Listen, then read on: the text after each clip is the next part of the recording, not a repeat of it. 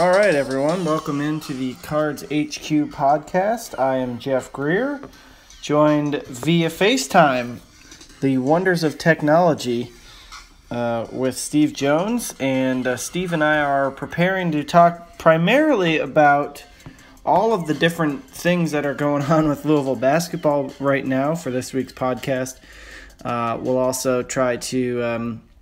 Steve was talking briefly right before we came on about this early signing period that is a new thing with football. We can chat a little bit about that as well. But first of all, Steve, how is your wallet doing after the Kentucky Derby? A little lighter. I bet only $100 on the race. That was the only thing I bet the entire day. But I bet $100 all on the one race and didn't get anything back. I decided to take a stand against Always Dreaming because I was doing all these sort of trifecta boxes and things like that, and it was getting too expensive. So I was like, well, I got to throw out one of the favorites. And so I did him, and I did it, unwisely. Yeah, it sounds like it. Here's my thing. As you have learned from me the past few years of being completely useless when it comes to horse racing and handicapping and all that stuff, I always end up betting, doing some forms of bets, including the horses that I write about. And I should have written or bet on Always Dreaming more consistently, because I did technically write about all of Todd Pletcher's horses, but instead I focused almost entirely on Thunder Snow, who turned out to be a really terrible decision. So it's my wallet is hurting a lot worse, it sounds like, than your wallet. Well, I mean, I lost 100. I did not bet on Thunder Snow, but so that was your own genius there. He did make it 4 steps. Yeah, he made it about 20 feet. But I keep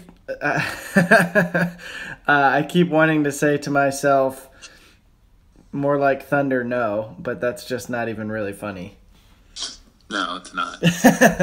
So, but yeah, I guess your Oaks Day included Donovan Mitchell went pro as soon as the Oaks finished, right? Yes. So before we get to that, we'll just say real quick, as we try to say in every podcast,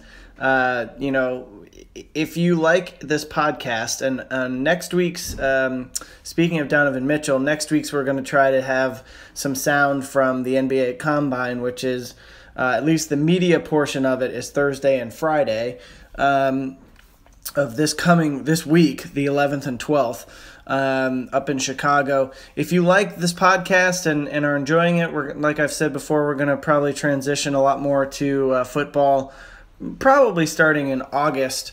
There's going to obviously be a lot of off-season stuff going on with both football, basketball, some baseball, all of that stuff. Subscribe to us. We're on iTunes. We're on SoundCloud. Just all you have to do is search Cards HQ.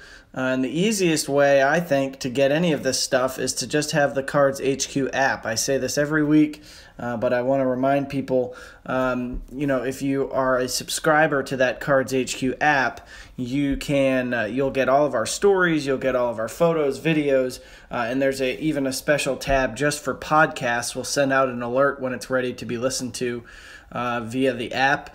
And if you're a Louisville fan, I don't think there's anything remotely close to an app like this anywhere else in this market. So it's got everything in one place. I don't see why you wouldn't have it. So find us on iTunes, like I said, Cards HQ. You can subscribe to the pod and download the app, and that way you'll have it either on your phone directly, or you can get it through the app. And as Steve always likes to mention, make sure you also like our Facebook page, the Cards HQ Facebook page.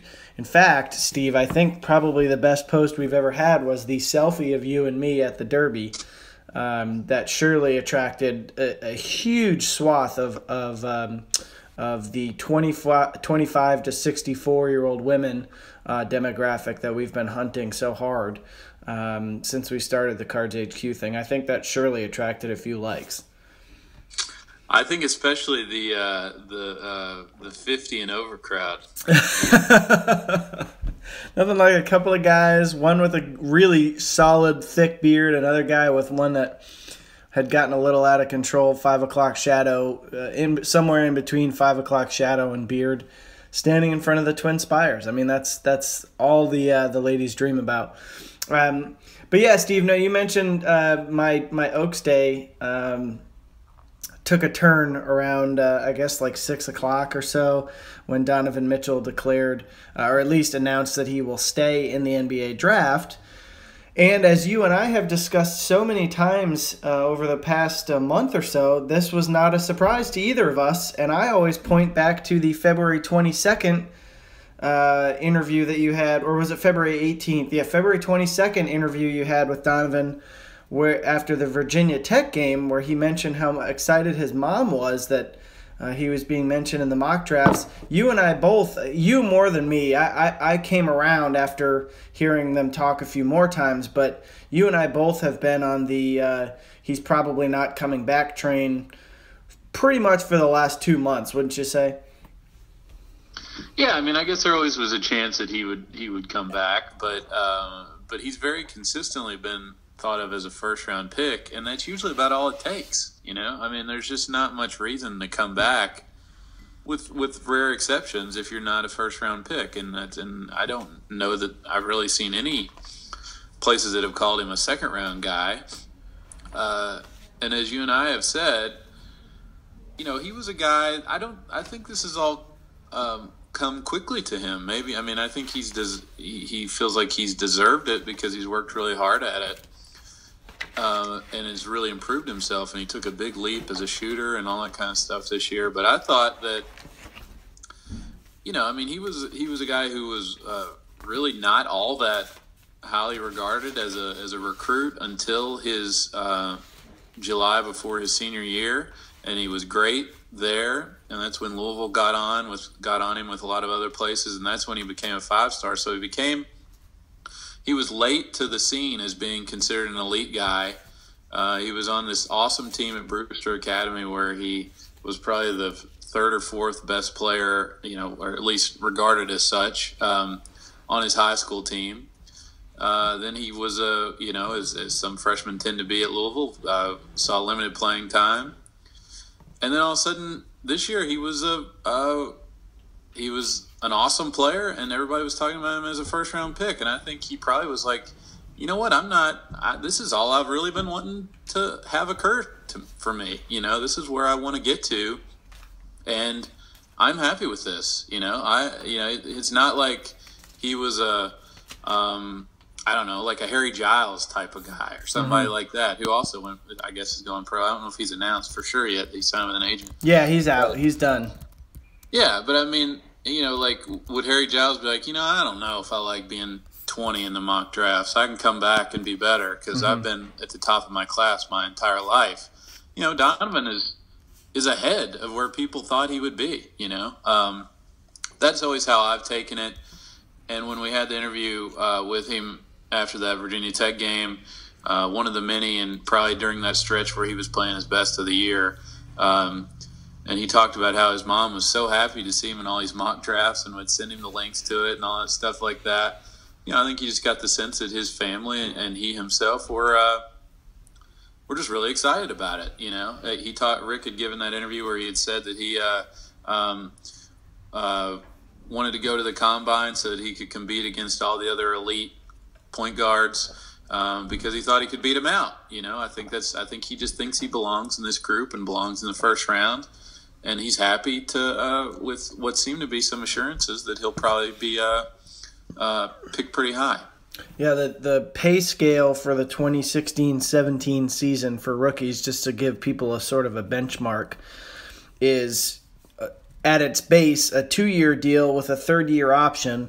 The 2-year deal is worth almost $2.7 million, and then if you add in the third-year option for the number 20 pick, that goes up to $4 million over 3 years. So there's a fair amount of money to be made for a guy who as we've talked about, is super athletic. He's going to jump through the roof in the vertical leap. He'll be fast in the sprints. He'll be very good laterally. The one area where he's struggled a little bit is steady defensive posture and keeping his guy in front of him. But that's not for lateral quickness. That's not a lack of that. It's more a positioning thing, at least according to the coaching staff. So that's something that NBA scouts will want to see, in these private workouts. We're not going to see him play in that 5-on-5 this week. So that, to me, when they put out that list and they said that he wasn't playing 5-on-5, that was sort of the final nail in the coffin for me that, okay, he's gotten feedback that he's pretty solidly a first-round pick. There's no reason to play 5-on-5 if you're not, or if you are. And so he's got to be thinking now he might sneak into the late teens. But we'll find out more this week. So our goal today, as Steve was mentioning before we started recording, was kind of spinning it forward for Louisville. How does this impact Louisville's roster? And Steve, I got to tell you, I don't quite grasp the NIT sky is falling. I guess that's sort of just how the fan bases operate in this part of the country, but I'm not really, I don't understand how if you get Quentin Snyder, VJ King, Deng Adele, Ray Spalding, Anas Mahmoud, and the number 7 recruiting class in the country, plus Dwayne Sutton, all back. I don't see that. I see a top 20 team in the country, don't you? Yeah. Assuming, do you feel any indication at all that Adele is not going to come back? I mean, no, I would say never and never say, of course. I would say, if you gave me a 0 to 100% certain, I would say 97% certain that he's coming back. You never know. Like the NBA guys that I have talked to are all very intrigued by Deng, but they also always mention just how raw he is as a prospect. He's only been playing basketball since he was 14 years old, and he's going on 20 now. I can't remember if he's already turned 20. I think he did in February. So really, he's only been playing basketball for 5 or 6 years. And so, obviously, as you've learned, Steve, from following college basketball recruiting for as long as you have, it takes time for some guys like that to kind of catch up with the basketball IQ end of things compared to their athleticism. And Deng is in that category. So a lot of the NBA people that I've talked to a couple of them about all three of the guys, Jalen Johnson, Donovan Mitchell, and Deng Adele. And they really feel like Deng is the most intriguing prospect because they feel like that he's only kind of scratched the surface of his potential once he kind of learns a little bit more about the game. Well, I think that it's a good team coming back because I would expect him to get markedly better and be one of the best players in the ACC, which he was, at times last year. I think people are forgetting that VJ King is really, really good. I don't think he ever really got a chance to really feel like he was in a rhythm. And he had obviously sort of an inconsistent role last year. But, probably if you're just basing it on like pure talent, he was probably the third most talented guy on the team or second most talented guy on the team last year. So, that's an easy plug-in guy for Mitchell. And they'll have – we don't know exactly how they're going to do the lineup, but if it's Quentin, King, Adele, Spalding, and Mahmoud, there's no doubt that's a top 20 team. Or like that was a team they played with a lot last year. You know, that's it's basically, and you would assume that all of those guys will improve somewhat, whether it's strength physically or skill wise. Mm-hmm. So and then you add certain guys like Malik Williams and Darius Perry, and I know you like Lance Thomas. I think there's no doubt. I don't know that they are number one in the country like would have been if Donovan had come back, but the idea of them taking some significant step back, I wouldn't think so. Just based on losing Donovan. I mean, he's great, but all those other guys are really good too. Yeah. Well, it's people are so concerned about it, and then you look at I don't know how much people pay attention to these mock drafts. I mean, VJ King is right now number 32 on the 2018 mock draft on Draft Express. Anas Mahmoud had been included in that. Let's see, I'm scrolling down here. He was late in the second round, like 58. Yeah, he's number 60. And that's not even including Ray Spalding, who could have a really good year, and Deng Adele.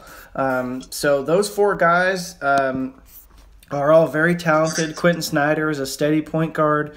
I do think that we're going to see a lot of 2-3 matchup zone if they're going to use King and Adele together, because the two guard spot will be a taller, I don't want to say slower, but not as quick as Donovan Mitchell. If King and Adele are handling the 2 and 3, there'll be a little bit of a slower, bigger 2-3 combo. But that's where Darius Perry comes in. He can come in and help, and Ryan McMahon, you would assume would improve again. And then Dwayne Sutton. I know you've talked about Dwayne Sutton before a lot, and I have too. I mean, he just was awarded a scholarship for this year. A lot of obviously Kentucky fans laughing at a walk-on. Wow, things are really falling apart at Louisville. But what they don't realize is Sutton was not your typical walk-on.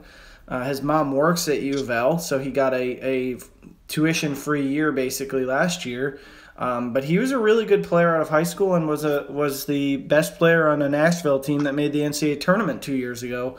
And when you plug him in and Darius Perry, all of a sudden that backcourt looks pretty good. And then Mark Allstork, a grad transfer from Wright State, there's a scholarship still open for him. And suddenly Louisville's perimeter seems like a pretty darn good perimeter with all of a bunch of different guys. But they're hoping that Adele and King maybe are the stars of that perimeter. I had not seen UK fans saying that about the Dwayne Sutton news. I mean, that's ridiculous. I mean, he's proven himself to be a Division I player. He averaged 15 points, he didn't average that many, but I mean, he finished the year, the postseason and things like that, averaging a lot of points. He's always been an excellent rebounder. Mm-hmm. If Kentucky had landed Dwayne Sutton as a transfer, they would be happy about it. I mean, he's better than like Michael Mulder, or he's as good as a guy like that for sure. Yeah. Not that same kind of player, but I mean, just like level of guys that have gone to Kentucky. I mean, he's as good as some of those guys. Yeah. And he'll be good. He'll be a fine player for him. He's a really tough guy. I'm curious to see what his position is, because he's only about 6'4". And I think he called himself a shooting guard, but I think of him as like a power forward at Manual. So, he'll be good. And as you said, I don't know much about the All-Star guy, but I know he shot well and he scored a lot. So they'll be fine, and Rick will get them ready, and they'll be good. I think that Louisville fans probably were just really enamored with this idea of being number one in the preseason. Yeah. No, I agree. And they feel like it's a disappointment. I have not seen too many people say, I think it's a natural fan reaction to just sort of disparage the draft potential of all of your guys that go pro, because it means your own team is getting worse. And then your natural thing is to say these guys aren't ready, or that's crazy, or whatever. I actually haven't seen many fans have that reaction with Donovan. I think that they all realize and agree that it's just a no-brainer to go pro if you are going to go first round. Yeah. Well, I guess it's going to be a really interesting next couple weeks with Allstork. I mean, he's kind of the last piece. If he does not come, they'll still have Perry and Snyder at point guard, with McMahon kind of helping there. And then, King and Adele and Sutton. It's interesting you mentioned kind of thinking of him as a power forward. I mean, they've been trying him out, I mean, in 5-on-5 and different things, working him out as a stretch four. as sort of a physical, undersized, like 6'4", 6'5". Because he did average, like you said, he averaged 8 rebounds a game at Asheville. I mean, he's a very effective rebounder. In their conference championship game, he had 25 and 18. So the guy is the mentality, the physicality that Louisville needs, that they could have used this past season, in terms of just kind of being that really tough kid who just, screams and just gets into the lane and does all of the little physical things that I kind of thought Louisville was missing. But then their front court, if they can use him there, will help, because the front court is four or five really skinny guys. Thomas and Williams are both real skinny, and so is Ray Spalding and Anas Mahmoud. So, but yeah, I think that overall you're kind of betting on Ray Spalding and Anas Mahmoud to take big steps forward again, and you're hoping that Malik Williams and Lance Thomas turn out to be, and Jordan Nwora turn out to be really effective players for them as freshmen. But I don't buy the fan freak out, which, again, as we've said so many times, is probably our idea of fans freaking out is tempered by social media and like message boards, and I realize that's like 5% of a fan base, so it's not it's not an accurate portrayal of Tom and Sandy and who live out in Prospect, who love Louisville, but they just read the newspaper and live regular lives. They're not obsessed with it. They probably have a different opinion. Well, there were two other points I wanted to make. One was, first of all, what is your take on Jalen Johnson? The fact that he has, your story in the paper today with, I assume it was a couple of brief messages or something you exchanged with his mom, seems to make it as though, he's going pro, which there was no wiggle room or anything in the statement that was initially released from Louisville. I mean, they said he will pursue an NBA career or a pro career and hire an agent. But I guess it's now been 3 weeks, and he still hasn't. Yeah, he's going pro.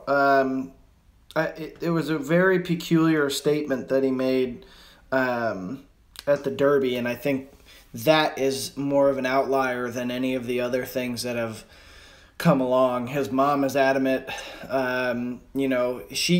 talked on the phone briefly yesterday, and she basically made it sound like she thought he was probably a little influenced by the fact that he was hanging out with a bunch of Louisville guys and obviously was soaking in the love of being a Louisville player at the Kentucky Derby, and he probably just kind of got a little ahead of himself, as and Jalen's like that. I mean, I like him. I like talking to him. I think he can be brutally honest. He's sometimes he's pretty funny. But I think he's the type of kid who could be a little influenced by the situation, and it seems like he just kind of put that out there. But his mom was like, "No, we're signing with an agent. Like, this is happening." And people at U of L were all like, "Yeah, I have no clue where that came from out of left field. He's not coming back."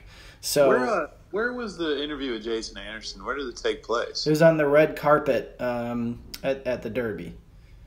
If he got like a free pass or something to the Derby, like that shows you right there. Yeah. Like that would kill his eligibility right there. Yeah. I don't know.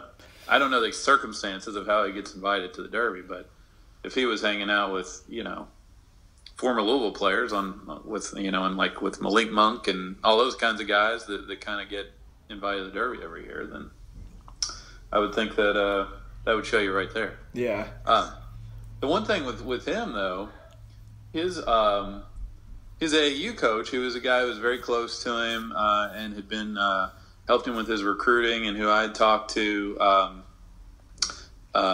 during the recruiting process and stuff, and was his main contact for fielding calls and all that kind of stuff, is a guy named Christian Vaughn Dawkins, who ended up becoming an agent. I mean, he's an agent now.